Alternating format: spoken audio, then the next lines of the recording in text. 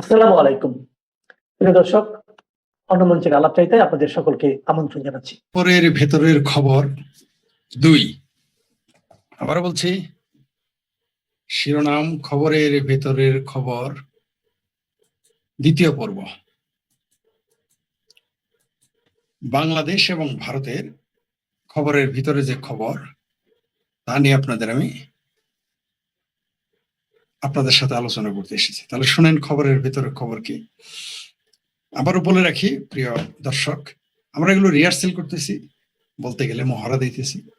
খুব শীঘ্রই আমরা নিয়মিত আপনাদের সামনে খুব ভালো ভালো খবর এবং আলোচনা নিয়ে আসবো এবং প্রফেশনাল মোডে আসবো। এগুলো রিহার্সেল করতেছি। আমরা এডিটর নিয়োগ দিব, সেই এডিটররা সবকিছু দেখবেন। আমিও নিজেকে একটু পরিপক্ক করে দক্ষ করে তুলতেছি। আমরা বিভিন্ন সময় বিভিন্ন বিষয় নিয়ে আলোচনা করে টেস্ট করতেছি, যে অন টেস্ট আছে না, যে মাইক কথা বলার আগে বলে না 1 2 3 4 5 6 7 8 9 10 0, এরকম টেস্ট করতেছি আর কি। খবরের ভেতরের খবর, যারা শুনতে আমাকে শোনা যাচ্ছে কিনা, সঠিকভাবে দেখা যাচ্ছে কিনা জানাবেন প্লিজ, আমি খুব খুশি হব। Everything is fine for the country. Thank you very much. Yes, go ahead. Thank you very much. 3 জন কমেন্ট করেছেন, ধন্যবাদ। খবরের ভেতরে খবর শুরু করে দেই। প্রথমে বাংলাদেশ দিয়ে শুরু করি, তারপরে ভারত। আমার আসলে মূলত এই খবরগুলো ভারত বাংলাদেশের খবরের ভেতর খবর নিয়ে আলোচনা করে আপনারা কমেন্টস করবেন। যদি এই মুহূর্তে আমি কমেন্টস গুলো দেখাতে পারবো না, এর জন্য আমি আন্তরিকভাবে দুঃখিত, কারণ আমার বলেছি তো টেকনিক্যাল বিষয়গুলো আমি বুঝি কম, তার জন্য একটু আচ্ছা দেখা যাক কি হয়। বেশি লম্বা করবো না, অনেক রাত হয়ে গেছে। খবরের ভিতরে খবর একটা শুরু করি। প্রথমত, মোকসেদুল ইসলাম, একজন আইনবিদ, তিনি বলেছেন যে জনগণের কাছে যেতে পুলিশ আর্মির যদি প্রয়োজন হয়, সেই রাজনৈতিক দলের অবস্থান ভেবে দেখতে হবে। উনিও কি আওয়ামী লীগের দোসর? উনিও কি আমার মতো শেখ হাসিনার দোসর, ভারতের দালাল? কি ভাবির পোলারা, উনি কিন্তু বাংলাদেশে আছেন। কি বলেছেন মোকসেদুল ইসলাম, একজন আইনবিদ বিচারক, তিনি বলেছেন জনগণের কাছে যেতে পুলিশ আর্মির প্রয়োজন হলে সেই রাজনৈতিক দলের অবস্থান ভেবে দেখতে হবে। আমার ভাবির পোলারা পুলিশ চেয়েছে, আর্মি চেয়েছে, এত মুরত তাদের। আমার ভাবির পোলাদের এত গ্রহণযোগ্যতা, তারা আর্মি পুলিশ ছেড়ে চলতে পারে না। আর আমরা কি বলেছি, আমাদের আর্মি পুলিশ লাগবে না, আমরা মাঠে থাকবো, তোমরা শুধু আর্মিকে বেড়াকে ফিরে যেতে বলো, তোমরা আমাদের পারলে ঠেকাও, বলেছি না? আমাদের আর্মি পুলিশ লাগবে না, তোমরা আর্মিকে বেড়াকে নাও, সঠিকভাবে নামতে দাও মাঠে, তোমরা ঠেকাইতে পারলে ঠেকাইও। আমার ভাবির পোলারা জামাত বিএনপি যদি পারো আমাদের ঠেকাইও। আমরা মুক্তিযুদ্ধের পক্ষের মানুষ, আমরা মাঠে নামবো, তোমরা আমাদের ঠেকাও। আমরা প্রগতিশীল মানুষ, মাঠে নামবো, তোমরা ঠেকাইও। কত মুরত আছে ওই ভাবির পোলাদের মামাদের যাইতে বলো। হাই রে চাপা এদের ছিল, আওয়ামী লীগ পুলিশ ছাড়া এসে দেখুক, ছাত্রলীগ পুলিশ ছাড়া এসে দেখুক, যুবলীগের সম্রাট পুলিশ ছাড়া এসে দেখুক, পরশ পুলিশ ছাড়া এসে দেখুক, তাই না? বলেন নাই অমুক নেতা পুলিশ ছাড়া এসে দেখুক, তমক নেতা পুলিশ ছাড়া এসে দেখুক, শামীম ওসমান পুলিশ ছাড়া এসে দেখুক, কথা বলেন নাই? অমক তমক বলছেন কিনা? এখন তো দেখি আপনারা আর্মি নিয়ে চলেন, আর্মি ছাড়া চলতে পারেন না। আর ভাবির পোলা তো আর্মি পুলিশ এবং ট্যাঙ্ক কাউন্ট ছাড়া চলতে পারে না। আগামী 23 জুনের মধ্যে আপনারা কিন্তু নেটো বাহিনী ছাড়া চলতে পারবেন না, এটা মনে রাখেন। যাই হোক, তারপর আসি একটু ভারত নিয়ে একটু কথা বলি, একটু খবর দিই। ভারত খুব একেবারে, ভারতকে আমাদের বাংলাদেশের ভাবির পোলারা তো গুনেই না, ভাবির ব্যবসা ছাড়া তো মানেই না। শুনেন, যদি ভাবির ব্যবসা ছাড়া তারা আবার চিকিৎসা করতে যায়। পারমাণবিক জ্বালানি শিল্পে ভারতকে ইউরেনিয়াম দেবে কে? নাম বলবো, অস্ট্রেলিয়া। শোনেন, ভারত কোথায় চলে গেছে খবরের ভিতর, আর্জেন্টিনায় জ্বালানি, ইউরেনিয়াম অস্ট্রেলিয়া, ইরান জ্বালানি, কি বুঝলেন, রাশিয়া জ্বালানি, ইউরোপীয় ইউনিয়ন, মানে তারা পৃথিবীর সর্বকালের সব, বলছে মাদার্স অফ অল ডিলস। এত বড় ডিল করেছে ইউরোপীয় ইউনিয়নের প্রেসিডেন্ট ভারতের সাথে, বলেছে। জাপানের প্রধানমন্ত্রী এসে বলছে ভারত আমার ভাই, বলে নাই? বলছে কিনা? ইভেন আর্জেন্টিনা তাদের খুলে আম দিয়ে দিচ্ছে, তারা যত তেল লাগে দিবে। আবার এটা আগেই যখন জ্বালানি সংকট ইরান নিয়েছিল তখনই ঘোষণা দিয়েছিল। ফ্রান্স চলে এসেছে, ইউকে চলে এসেছে, দুবাই চলে এসেছে, জর্ডান চলে এসেছে ভারতের কাছে, অস্ট্রেলিয়া হইল। কিন্তু ভাবির পোলারা বলে কি জানেন, ভারত কোন দেশ হইল গরুর মুদ খাওয়া দেশ। এই গরুর মুদ খাওয়া দেশে আর রাস্তায় হাগে মতো ওই দেশে অস্ট্রেলিয়া আসে, কানাডা আসে, আমেরিকা আসে, জর্ডান আসে, কুয়েত আসে, কাতার আসে, সবাই আসে, ইউরোপীয় ইউনিয়ন আসে, আর্জেন্টিনা আসে। বাদ আছে কি ভাই? আর চৌথ আসমান থেকে ইমাম মেহেদি ঈসা আলাহ ইসলাম আবাদ আছে, আর ইমাম মেহেদি যাওয়াবাদ আছে। ওইটাও আসলে ভারতের পক্ষেই থাকবে, নিশ্চিত থাকেন, যেভাবে চলতেছে। ইসরায়েলও ভারতের বন্ধু, কি বুঝলেন? এই যে আরেকজন আছে না, ওই যে মালদ্বীপের মুজ্জা, কয়দিন খুব চেঁচামেচি করলো, ভারত কেন করেন গা, তেন করেন গা, এটা করেন গা, ওইটা করেন গা। তারপরে পানির জন্য কিন্তু ভারতের পায়ে ধরে আর কুল পায় নাই। এই মালদ্বীপ এত বড় ফাল বাড়াবাড়ি করছে। আবার বিএনপি এত, আমার ভাবির পোলারা, ঢাকা না দিল্লি, ঢাকা না দিল্লি। তারপর আমার ভাবির পোলারা কি করেছে জানেন? ও ডিজেল আনতে হয়েছে ভারত থেকেই, নাহলে চলতে পারে নাই। বুঝতে পারছেন তো ভারত কি?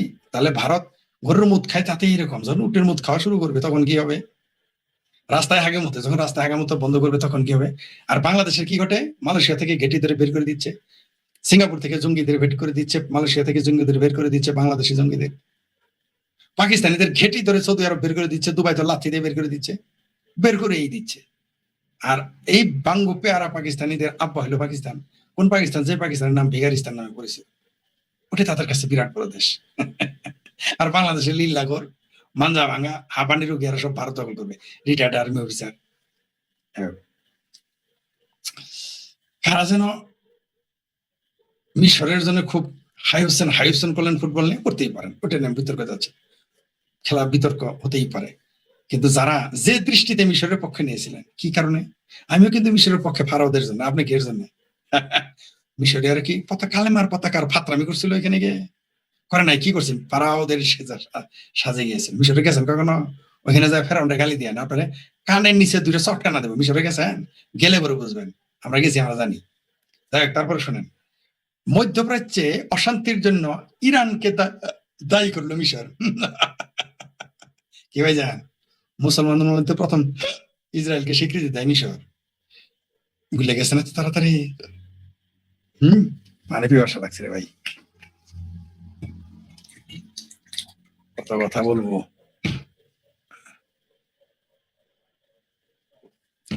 তো কোন মিশর কি বলছে? ইরান দায়ী। আমি যদি এই কথা বলতাম মধ্যপ্রাচ্যের সকল সমস্যার জন্য ইরান দায়ী, আমারা কি করতেন? ও ভাবি বলা না, তোমরা তো আমার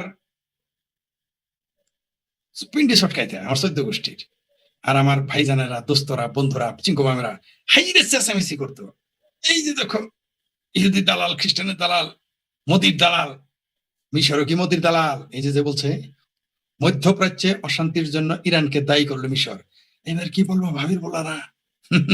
খবরটা কি দেখছ? শোনার একটা কথা বলি, ওই গাজাতে কিন্তু সব দখল হয়ে যাবে। আগে বলেছিলাম 23 সালে, যখন তোমরা বলছিলা আবাবিল পাখি চলে গেছে, আমরা বলছিলাম কয়দিন অপেক্ষা করো, মৌসাকে তো ঢেল দিয়েছ, কয়দিন পরে বুঝবা। ফল মিলছে, আমাদের কথা তো মানো না। আবেগ দিয়ে, জজবা দিয়ে যুদ্ধ হয় না, আবেগ দিয়ে পীড়িত হইতে পারে, আবেগ দিয়ে ফাতরামি হইতে পারে, পীড়িতি হবে না। বুঝতে পারছো শোনারা? এত সস্তা না। রাজনীতি, বিশ্বনীতি আলাদা জিনিস। তোমরা এখন যা করতেছ, তোমার মনে হচ্ছে একটু ভালো করতেছো, কিন্তু না। ওই যে বাংলাদেশে কালেমার পতাকার যে ফাতরামি, সেটা ভাঙা মায়ের দিবে আমেরিকায় একদিন। যে আমেরিকার পাউসুস তারছ না এখন, যে আমেরিকাকে বলছো না যুক্তরাষ্ট্র আমাদের পরীক্ষিত বন্ধু, হ্যাঁ, ওই সেটা ভাঙা মায়ের যুক্তরাষ্ট্র তোমাদের দিবে, তখন কিন্তু চেঁচাবা, তখন আমাদের কথা মনে হবে। ওই যে আমাদের জামালপুরে একটা কথা আছে, পুটকে আতাবি পারবি গাই, আজ বুঝবি না বুঝবি গাই, কালামের ফাতরামি সোজা করে ফেলবে। ওটা বলতেছি, বুঝতেছ না? তাই না বাবা? ভাবির বলারা বুঝবা কয়দিন পরে, বুঝতে পারছা? বুঝবা। তো এই যে আমি যে কথা বলি, ইরানের জন্য তাই তোমরা তো মানো না। ওই গাজাতে যেমন আমেরিকা যাবে, ফ্রান্স যাবে, ব্রিটেন যাবে, ইসরায়েল যাবে, সাথে কারা যাবে জানো? এই দুবাই আর সৌদি আরব, কুয়েত, কাতার। এরা গিয়ে ওখানে বিল্ডিং করবে, মার্কেট বানাবে, পার্ক বানাবে, বার বানাবে। নিশ্চিত থাকো, স্টেডিয়াম হইতে পারে, নিশ্চিত থাকো ভাবির বলারা। গাজা গেয়া লেবাননও যাচ্ছে, সিরিয়া তো তোমাদের হাত ছাড়াই। বুঝতে পারছো ভাবির বলারা? আমরা পাঁচের কথা আগে কই, তার জন্য আমরা শয়তান কও। দুষ্ট লোকেরা জিন্দা পীর বলে, আল্লাহ রলিয়া বলে, মাঝে মাঝে যাই গান শোনো। পরের লাইনে যাই।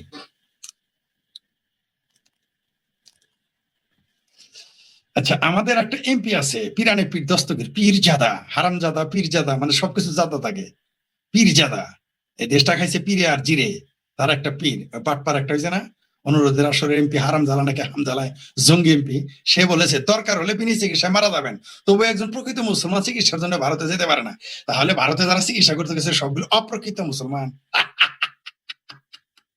যাক, পাওয়া গেল। এতদিন শুনতাম যে ইন্ডিয়া দালাল, তারা প্রকৃত মুসলমান নয়। এই হারাম জালা ফাত্রা, ওর বাপের বাপ মর্দে মুজাহিদ তেতুল হুজুর শফি যে ইন্ডিয়া চিকিৎসা করলো, তাহলে সেও কি প্রকৃত মুসলমান না? তারপরে যারা আমেরিকায় যে চিকিৎসা করে তারাও কি প্রকৃত মুসলমান না? তো যাও পাকিস্তান যাও চিকিৎসা করতে, প্রকৃত মুসলমান পাকিস্তান আফগানিস্তান যাবা চিকিৎসা, যাও তাড়াতাড়ি যাও। এই হানজালারা যায় না কেন? হানজালার নিজেরও যখন অসুখ হবে না, এই হানজালা ফাত্রা এমপিও কিন্তু যাবে ভারতে চিকিৎসা করতে, আর না হলে আমেরিকা সিঙ্গাপুর। ওই ইহুদি খ্রিস্টান না হিন্দু রাষ্ট্রে যাইতে হবে চিকিৎসা করতে, পানি পড়া ব্যবসা আর চলে না। তারপরে কি বলছে দেখি, তারপর আর কি খবর আছে? বেশি সময় নেব না, কারণ অনেক রাত হয়ে গেছে।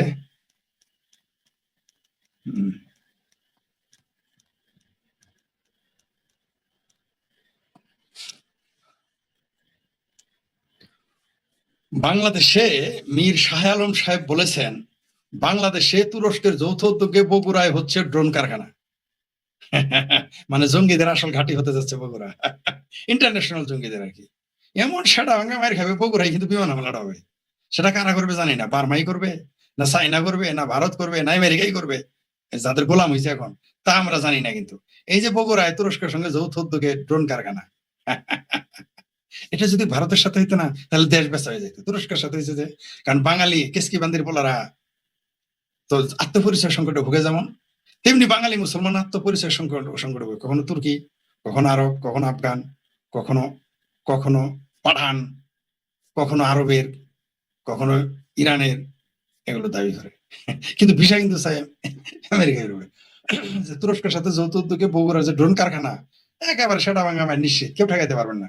বগুড়া হাওয়া মে উঠ জায়গা, খুব বেশি দিন নেই। তারপরে ভারতের কি খবর আছে একটু দেখি।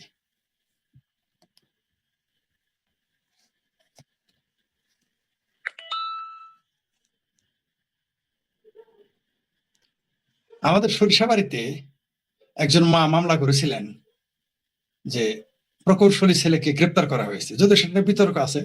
তারা ভাই বোনেরা বলেছে তার মাই নাকি তার মামাদের জমি দিয়ে দিয়েছে, আর ছেলেরা, এটা হলো ছেলেদের বক্তব্য, মায়ের বক্তব্য হলো ছেলেরা আমাকে বের করে দিয়েছে। মানে একটা সংশয়ের বিষয় রয়েছে। তবে ওই মাও কম দায়ী নয়। সন্তান কেন তার সন্তানকে তিনি সুশিক্ষা দিতে পারেন না, যত এখন বুকে কোরআন শরীফ নিয়ে সরিষা বাড়ি থেকে বের হয়ে যান পোকল দিঘা থেকে, কিন্তু এটা একটা বাটপারে। আপনার সন্তানকে আপনি সুশিক্ষা দিতে পারেন না, এটা আপনি ব্যর্থ। আপনার সন্তানটা দোষী, কোনো সন্দেহ নেই। আপনাকে বের করে দিয়েছে যে কোনো মূল্য দেখ, বের করে যদি দিয়ে থাকে এটা অবশ্যই অন্যায় করেছে, কিন্তু এর জন্য আপনাকে দায় ভার নিতে। আপনি কেমন মাতা, আপনাকে বের করে দেয়?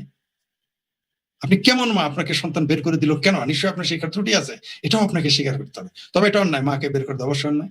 গ্রেপ্তার হয়েছে। এরা আবার বলেছে মামুরা, বুঝছেন, মামুরা, এদের ধারণা তার মামুরা অদ্ভুত ব্যাপারের মামুর নাম আমার ফরিদ, এর ইজ্জতটা মেরে ফেলেছে আমার। তার মামুর নাম নাকি ফরিদ চেয়ারম্যান, বুঝতে পারছেন?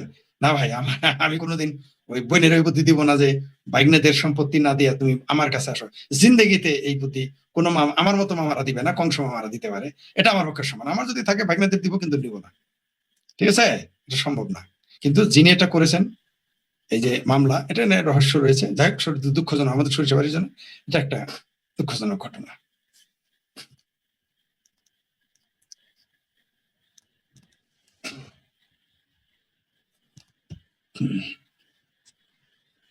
মজার বিষয় হলো, তুরস্কে ফিলিস্তিনি বিষয়ক সম্মেলনের অতিথি বাংলাদেশের 4 শীর্ষ আলেম। আলেমের একটা দেখতেছি গাব গাছি, আটা দেখলাম এই যে কি দেখবেন গাব গাছি। তারপর একটা কি, এই যে আরেকটা হইলো ফিলিস্তিন বিষয় যাইতেছে হলো চরমনাই পীরের কি আপরা নাকি ফাবরার, সেও যাচ্ছে। 4 শীর্ষ আলেম, বাবারি বাবা। তুরস্কে যাইতে সব জঙ্গিরা তুরস্ক আর পাকিস্তান, বুঝতে পারছেন তো? দালমে কুচ কিন্তু কালাহায়। এই তুরস্ক 20 কোটি টাকা ঢাকা বিশ্ববিদ্যালয়ে মসজিদে দিয়েছে, রোহিঙ্গার জন্য 20 পয়সা দেয় নাই। দালমে কুচ কালাহায় শিবির দিতে, আবার এই চরমনাইয়ের পীরের মুরিদের নিয়ে গেছে, মানে বুঝছেন তো? চরমনাইয়ের পীর যতই শিবিরের সাথে ইচিং বিচিং খেলেও বাট পারে, কিন্তু এটা এরা কিন্তু তলে তলে সব দাড়ি টুপি আল্লাহ বদমাইশ প্যারা পাকিস্তানি সবাই। এরা প্যারা অর্থ আওয়ামী লীগ বিরোধিতা, মুক্তিযুদ্ধ বিরোধিতা, বাংলাদেশ বিরোধিতা, ভারত বিরোধিতা, জয় বাংলা স্লোগান বিরোধিতা, সংবিধান বিরোধিতা, এরা কিন্তু সবাই। যতই তারা আকিদা নিয়ে চাপাচাপি করুক, কইলো বান্ডামি। পেয়ে গেলেন তো এই চরমনাই পীর, কে কে গেছে শুনেন দেখি।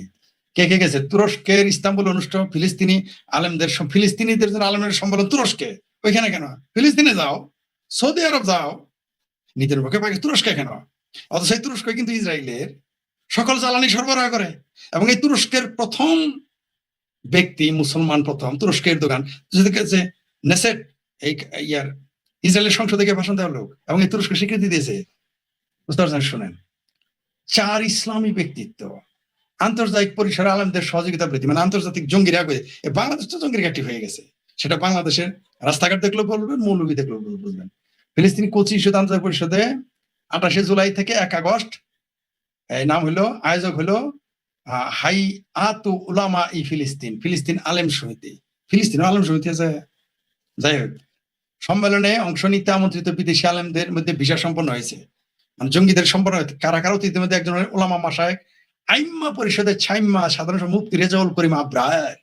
বুঝতে পারছেন তো কত বড় বীর আবরার, চরমনের পীরের চেলা, চরমনের পীর ওইখানে, মানে বুঝতে পারছেন তো, তলে তলে তলপেট সব জঙ্গিদের।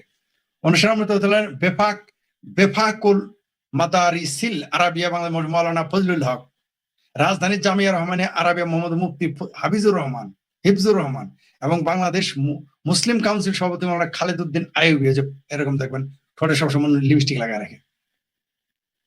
বুঝতে পারছেন? এই 4 জঙ্গি যাচ্ছে, মানে ওইখানে নতুন একটা প্ল্যান করতেছে যে ভাই তোমরা জামাতের আকীদা নিয়ে টানাটানি করো না, তোমরা যতই আকীদা নিয়ে টানাটানি করো জামাতের সাথে মিল হয়ে থাকো, মুক্তিযুদ্ধ বিরোধিতা করতে হবে, পাকিস্তানের পক্ষে থাকতে হবে, ভারত বিরোধিতা করতে হবে, শেখ হাসিনার বিরোধিতা করতে হবে, আওয়ামী লীগের বিরোধিতা করতে হবে, বঙ্গবন্ধু বিরোধিতা করতে হবে, ভারতের সংবিধান বিরোধিতা করতে হবে, পাকিস্তান এবং আমেরিকার দালালি করতে হবে। রেডি থাকো, ওইখানে গিয়ে পার্সেন্টেজ ভাগাভাগি হবে তুরস্কে গিয়ে। এই জন্য এই 4 মৌলবী কিন্তু যাইতেছে। ফিলিস্তিনি বলে কিছু না, পুরো গাজা খালি হয়ে গেছে। তুরস্ক কোন কসুটা করলো?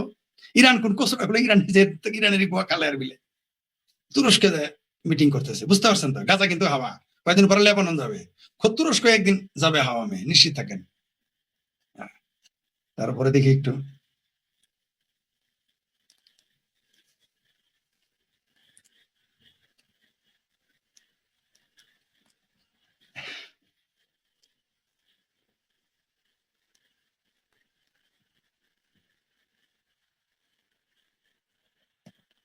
মজার ঘটনা। এনসিপির নেতা বলেছেন দক্ষিণ প্লাজায় হাদি ভাইয়ের সমাধি কেন্দ্র করে একটি বহুতলীন ক্লাব কাঁচাছেনা করে উঠতো। তাহলে আগামী 100 বছর এই দেশের রাজনৈতিক দর্শন সংগ্রামের বাবা রে বাবা, একটা কাম করা যায় না? ভাবির পোলারা এটা বলছে, কে জানো? এটা আবার বলছে এনসিপি নেতা আকরাম, একটা কাম করা যায় না? হাদিরে নবী রাসূল ঘোষণা করা যায় না? মানে হাদি বাংলাদেশের যে কি করে ফেললো, তার জন্য দক্ষিণ প্লাজায় 100 তলা বিল্ডিং বানায়, সেখানে হাদি কালচার বানাইতে হবে, সেন্টার বানাইতে হবে, ভবন বানাইতে হবে। নবী রাসূল ঘোষণা করে ফেলে। এনসিপি যারা আছো আর জামাতি যারা আছো, এখন হাদিরে নবী রাসূল ঘোষণা করো, কারণ এত সুন্দর শব্দ উচ্চারণ করে তালিবাস সব অন্তস্থ কারা, একটা সূরা নাজিল করে ভালো পারলে, চৌথ আসমান থেকে একটা তালিবাস ও অন্তস্থ আ নামে নয়া সূরা, আপনাদের বলছি না, জামাতিরা কিন্তু নতুন সূরা নাজিল করে ফেলবে। 114টি সূরা কোরআনে, এরা দেখবেন 117টি বানাবে, সূরা মগি বগি ঠগি। এখন আর একটা বানাবে তালিবাস ও অন্তস্থ সূরা তালিবাস ও তালিবাস একার অন্তস্থ একারা সূরা ডট ডট আ, ওই যে হাতি যেটা বলে। বুঝতে পারছেন? সূরায় তালিবাস একার ও অন্তস্থ কারা, এটা এখন নাজিল করবে এরা এখন বানাই ফেলবে কয়েকদিন পরে। ইনকালাব মঞ্চ, ইনকালাব সেন্টার নাকি কালচারাল সেন্টার। এইবার শুনেন, বাংলা ট্রিবিউনে আসছে কারা অধিদপ্তরের তথ্যে বন্দি মৃত্যু ঊর্ধ্বমুখী চিত্র উঠে এসেছে। কারাগারে মৃত্যুর সংখ্যা বাড়ছে। নেপথ্যের কারণ কি? নেপথ্যের কারণ হলো বাংলাদেশের মুক্তিযুদ্ধের পক্ষের যারা মানুষ আছে, যারা প্রগতিশীল মানুষ আছে, যারা জয় বাংলা স্লোগান দেয়, আওয়ামী লীগ ছাত্রলীগ তাদেরকে মেরে ফেলতেছে, সেই জন্য বেড়ে গেছে মৃত্যু, কারাতে মৃত্যুবরণ করতেছে। হিসাব দিতে হবে। ডক্টর ইউনূস থেকে শুরু করে তার যে এনজিও বাহিনী, এনজিও গ্রাম সরকার এবং বর্তমান সরকার পাই করে হিসাব নেওয়া হবে। কোনো ছাড় দেওয়া হবে না। বাংলাদেশের জমিনে ওয়াকার সহ যারা যেখানেই থাকো, মৌলবী সহ, দাড়ি টুপি রাখার পালায় থাকতে পারবে না, আর্মির পোশাক থাকলে তুমি মাপ পাবা না। মনে রেখে শোনার চান, বিচার একদিন বাংলার জমিনে, পৃথিবীর যেখানেই থাকো। মইনুদ্দের কিন্তু এখন হার কিন্তু খুঁজে পাওয়া যায় না। আমি ওয়াকারকে বাংলাদেশে একদিন খুঁজে মনে রাখবে না, বিচার একদিন এই বাংলার জমিনে হবে যারা এই কারাগারে হত্যা করতেছে।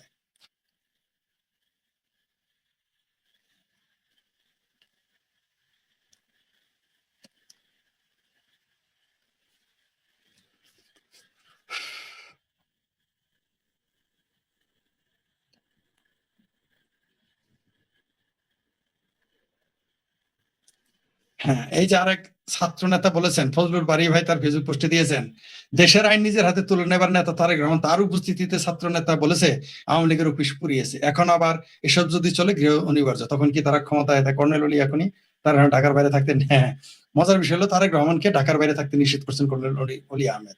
আমরাও কিন্তু বলেছিলাম তারেক রহমানের ভাগ্য কিন্তু বেনজির আহমেদের মতো হইতে পারে।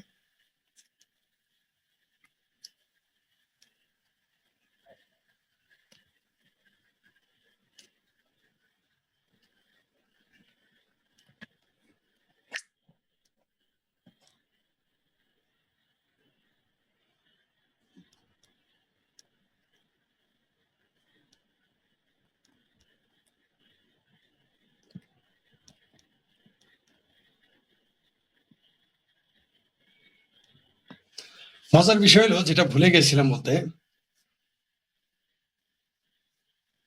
সানজিদা তুলি এমপি সমন্বয়ক মায়ের ডাক। এই সানজিদা তুলি কি বলেছে? এই সানজিদা তুলি সমন্বয়ক এমপি কি বলেছে?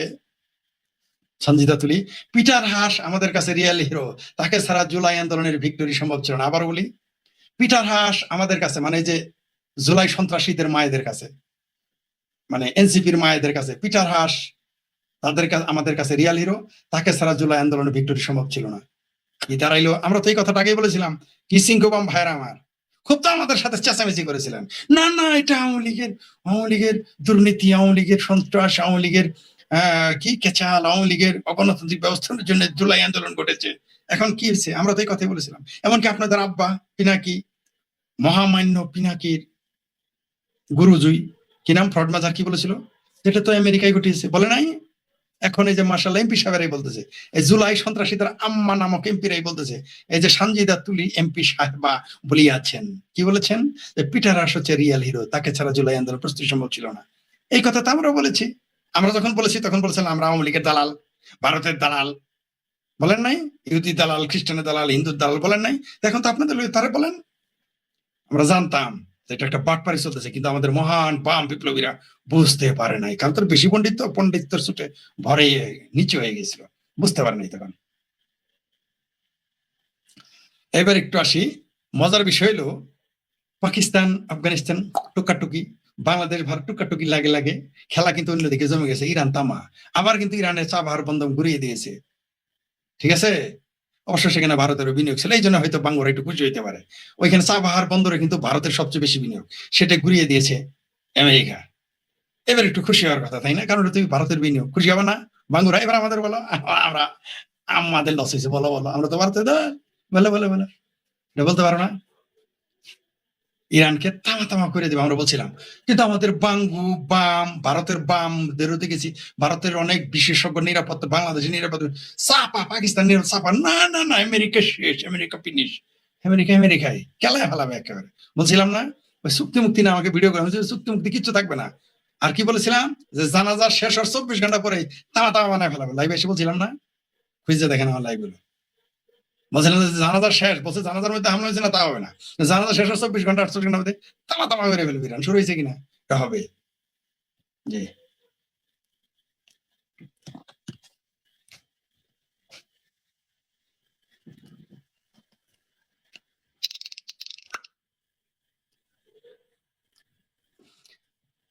আমাদের সাংবাদিক মাহবুব কামাল, বয়স্ক যিনি আগে যার, তিনি বলেছেন যে তিনি একটা সম্ভবত তার টিভির সাক্ষাৎকারে এটা আসছে, আমেরিকার বিরুদ্ধে বলে শেখ মুজিব শেখ হাসিনা কেউ টিকতে পারে না। জি, এটাই সত্য।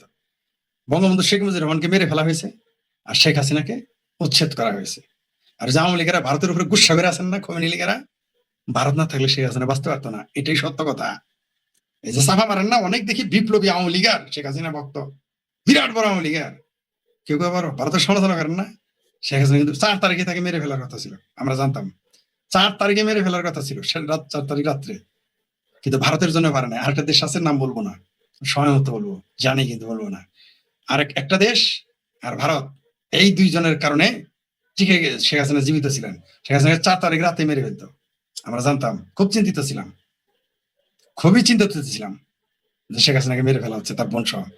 কিন্তু ভারত সহ আর একটি দেশ রক্ষা করেছে তাকে। চাপা যতই মারেন, আওয়ামী লীগের কেউ দেখি খুব চাপা মারে, সারাদিন ভারতের সমালোচনা করে, ভারত না থাকলে শেখ হাসিনা জিন্দা বাঁচতে পারতো না। এবং ভারত আপনাদের পাশে না থাকলে যত ভারতের সমালোচনা করেন, ভারতের দেখি নিয়ে বিনিয়ে কত লোক কত কথা বলে, এতই নিয়ে বিনিয়ে দেখায় না। ভারত ছাড়া কেউ নেই শেখ হাসিনার পাশে। কোন মুসলিম রাষ্ট্র একটা আসবে না ইরানের জন্য যতই হাইসেন করেন, মিশরের জন্য যতই পালান, কোন মুসলিম রাষ্ট্র শেখ হাসিনার পক্ষে আসে নাই, আসবো না। ভারতই ছিল, ভারত না থাকলে মারা যাইতো নেত্রী, এটা জানেন আপনারা? আমরা ভারতের প্রতি কৃতজ্ঞ, যেমন ৭১-এর কারণে, তেমনি ভারতের প্রতি কৃতজ্ঞ শেখ হাসিনাকে জীবিত রাখতে সহযোগিতা করেছে, সেই জন্য কৃতজ্ঞতা প্রকাশ করি। তারপর আওয়ামী লীগের লোক আমাদের গালি দেয়, অন্যের কথা কি বলবো, বিএনপি, জামাত, হেফাজত, ভাবির পোলাদের কথা, ভারতীয়রাই আমাদের, আওয়ামী লীগের কিছু কিছু লোক আমাদের গালি দেয়। এটা জানেন? শেখ হাসিনা রক্ষা পাইতে না, জানে বাঁচত না।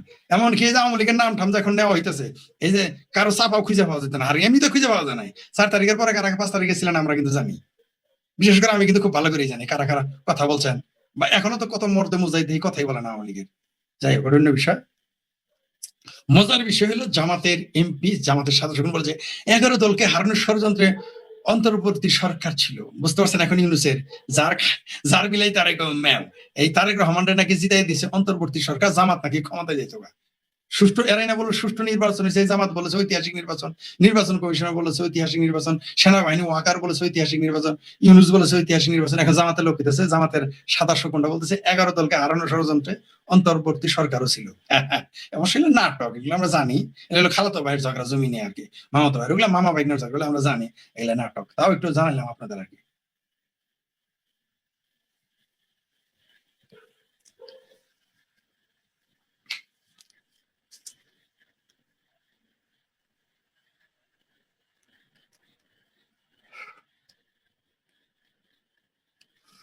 মজার বিষয় হলো, ওই যে মুকসিদুল ইসলাম সিনিয়র আইনজীবী সুপ্রিম কোর্ট বলেছিলেন, একজন আমাকে একটা পাঠালেন আমার হোয়াটসঅ্যাপে, ধন্যবাদ যে দর্শক, যদি কোনো রাজনৈতিক দলের রাজনীতি করার সময় ট্যাঙ্কের ভিতরে ঢুকে পালিয়ে আসতে হয় আমি, তাহলে আমাদের রাজনীতির গ্রহণযোগ্যতা কতটুকু, তাদের রাজনীতি ভেবে দেখতে হবে। যে এটাও বলেছেন, চমৎকার বলেছেন।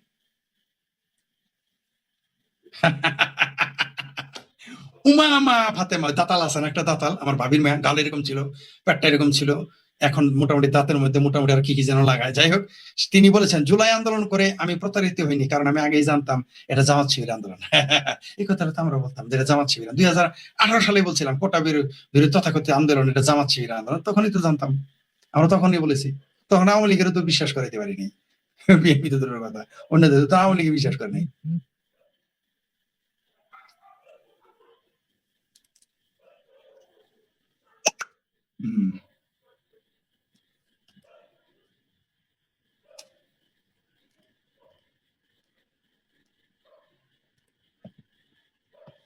মজার বিষয় হলো, আমাদের সুদীপ রায়, তিনি আমেরিকাবাসী প্রবাসী, তিনি একটা পোস্ট দিয়েছেন, সুদীপ রায় দাদা, যে জুলাইয়ে মিথ্যা হত্যা মামলা করায় ফেসে যাচ্ছেন 102 জন বাদী।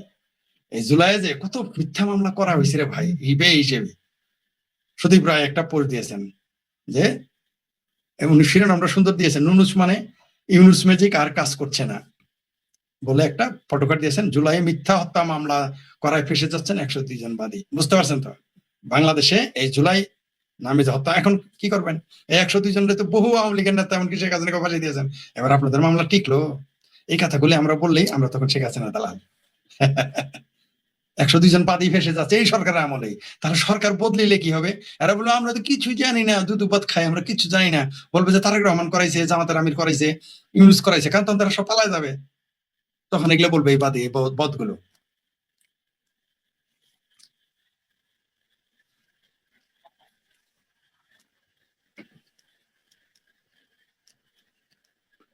অনেকক্ষণ হয়ে গেল, ধন্যবাদ আপনাদের।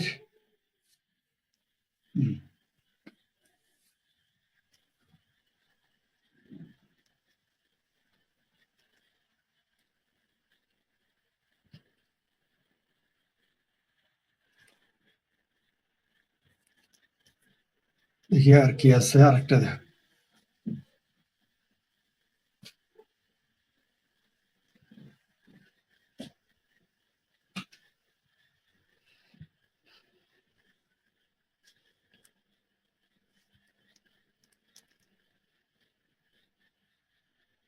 মজার বিষয় হলো, এবং খুবই দুঃখজনক,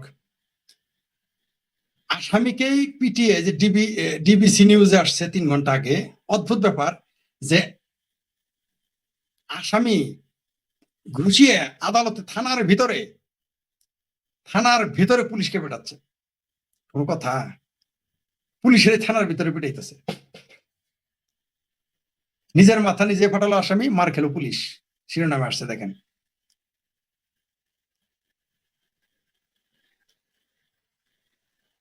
শেষ করে দেই এবার। আমি একটা পোস্ট দিয়েছিলাম, অনেকে সমালোচনা করেছেন,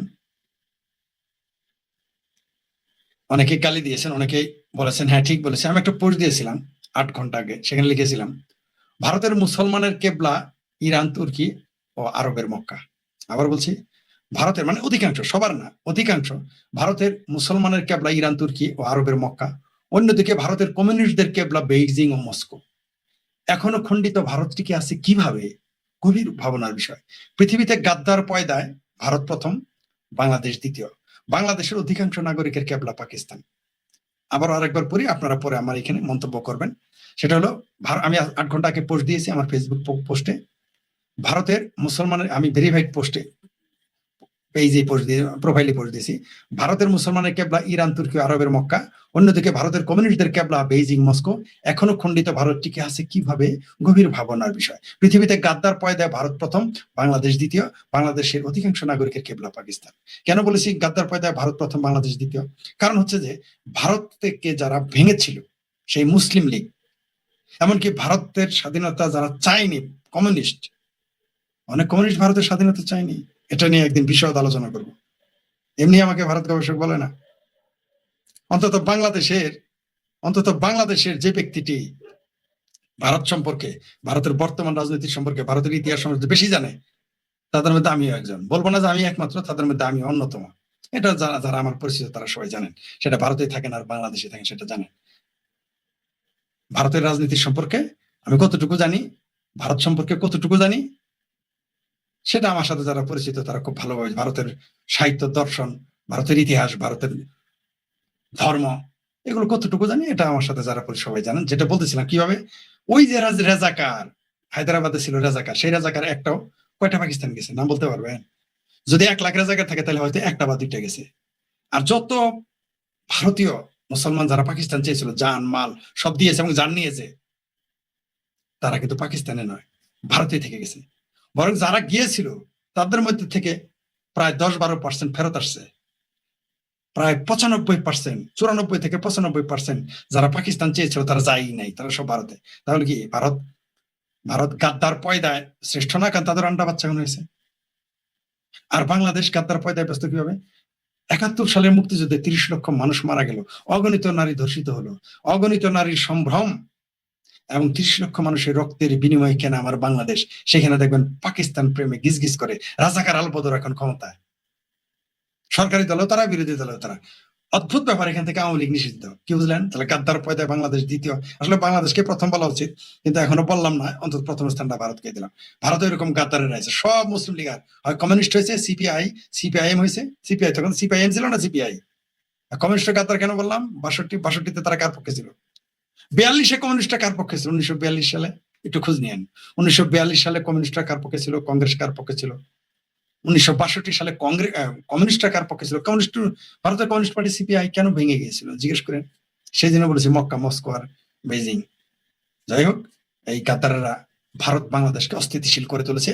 তা না হলে এই বাংলাদেশ আর ভারত যদি গাদ্দার পয়দায় প্রথম দ্বিতীয় না হতো, এরা পৃথিবী শাসন, অলরেডি ভারত পৃথিবী শাসনের দিকে যাচ্ছে, আর বাংলাদেশ পৃথিবীতে ডেভেলপ হতে ছিল, সেগুলো ধ্বংস হয়ে গেছে। আমরা অনেক উপরে থাকতাম, কিন্তু গাদ্দারদের জন্য আমরা পারবো না। এই বাংলাদেশে এই পাকিস্তানের এমপি সংসদ দ্বারা এই বলেছিল হামে বাংলাদেশ বানাতো, হামে বাংলাদেশ বানাতো। আর আমরা এখন শ্রীলঙ্কার পিছনে, উগান্ডার পিছনে রপ্তানিতে। আমরা কোন বাংলাদেশকে কোথায় নিয়ে আসলো এই জুলাই সন্ত্রাসীরা? 5ই আগস্টের পরে 2024 সালের এই জুলাই জঙ্গিরা বাংলাদেশকে কোথায় নিয়ে গেছে দেখেন। যে এখন আমরা উগান্ডারও নিচে রপ্তানিতে, শ্রীলঙ্কার পিছিয়ে পড়ে গেছি। যে শ্রীলঙ্কাকে জননেত্রী শেখ হাসিনা এবং আওয়ামী লীগ সরকার, আপনি আওয়ামী লীগ সরকার সমালোচনা করেন, ভালো কথা। তার যে নির্বাচনের সমালোচনা ছিল, আইনের সমালোচনা ছিল, নির্বাচন নিয়ে, তারপর আইন শৃঙ্খলা, বিভিন্ন দুর্নীতির সমালোচনা, কিন্তু যেটা সত্য সেটা বলবেন না। $200 মিলিয়ন যাকে ধার দিল, সে আজকে এখন উন্নয়নশীল রাষ্ট্রে পরিণত হয়ে গেল, আর আমরা এখন আস্তে আস্তে করে শিল্প কারখানা বন্ধ হচ্ছে। যাও কিছুটা কমেন্ট পড়ি, দেখি কি হয়। কমেন্ট দেখাইতে পারতেছি না আমি, তবু 2-1টা বলি। জি হ্যাঁ, দাদা ক্লিয়ার শোনো, জি জি জি। খুবই কষ্ট লাগে যখন সব হিসেব মিলিয়ে দেখি আমাদের সব জন্মভূমি ছেড়ে অন্য কোনো দেশে গিয়ে থাকতে হবে শুধু পরিবার নিরাপত্তার জন্য। দেশে যা শুরু হয়েছে হিন্দুদের উপর কখন জানি দেশ ছেড়ে পরিবারে চলে হ্যাঁ, এটা আমি বলেছি। লিখেছেন কে? Robin Hood. আচ্ছা, আমি তো আগেই বলেছি আপনাদের চলে যেতে হবে খালি পেটে খালি পায়ে। এখন যারা যাবেন কোন রকম বাঁচবেন, পরে যেতে হবে খালি পেটে খালি পায়ে।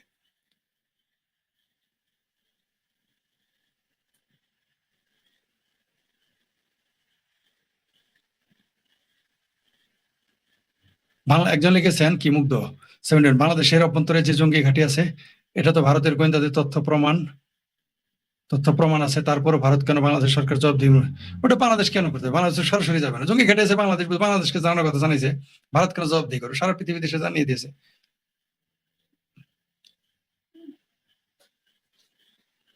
জুলাই ষড়যন্ত্র পরিকল্পিত, এত কিছু ফাঁসার পরে এত লজ্জা হয় না? কি আল্লামা ইউনূস জি ঠিকই বলেছেন, এত লজ্জা হবে না, কারণ এত লজ্জা নাই।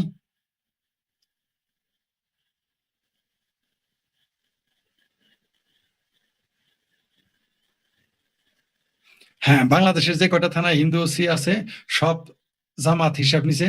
তাই জামাত তৌহিদি জনতা আর বোরখা জামাতি মহিলা সব পুলিশ পিটিয়ে আহত করে বুকের নিজের মাথা ফাটিয়ে হ্যাঁ তা জানি না ঘটনা কেমন, ঘটনা সম্পূর্ণ পড়িনি।